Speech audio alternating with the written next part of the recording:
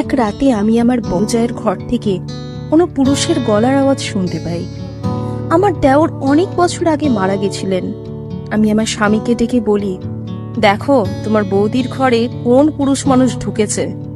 সে তখন তার বৌদির ঘরে গিয়ে দেখে বৌদি পুজো করছে। সে তখন উল্টে আমাকেই বকাবকি করে।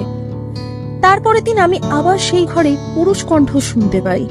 সেদিন আমি লুকিয়ে লুকিয়ে দেখছিলাম, আর আমি সেই ঘরে যা দেখি তা দেখে আমি হতবাক হয়ে যাই। কারণ সেখানে তো আমার নাম সুনিতা। আমি একটা মধ্যবিত্ত পরিবারের মেয়ে। আমি অনেক লেখাপড়া করেছি। আমার পড়াশোনা শেষ হওয়ার পর আমার মা বাবা আমার জন্য সম্বন্ধ দেখতে শুরু করে। যার সাথে আমার বিয়ে ঠিক হয় তার নাম গৌরব। দুই পরিবারের সহমতে আমার বিয়ে হয়ে যায়, আর আমি শ্বশুর বাড়ি চলে যাই। আমার শ্বশুর বাড়িতে আমার বরের সাথে তার বৌদি থাকতো।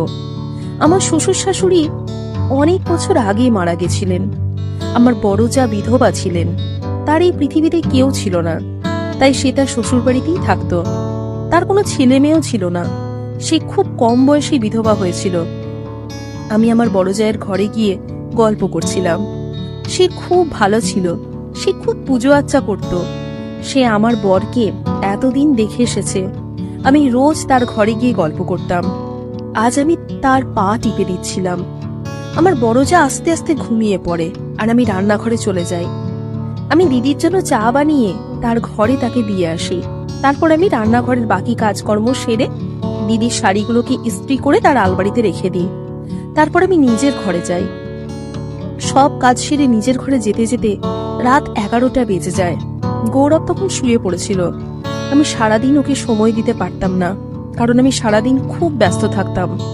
দিদি বিকেল 5টার আগে ঘর থেকে বের হতো না। তার আগে অবধি তার যা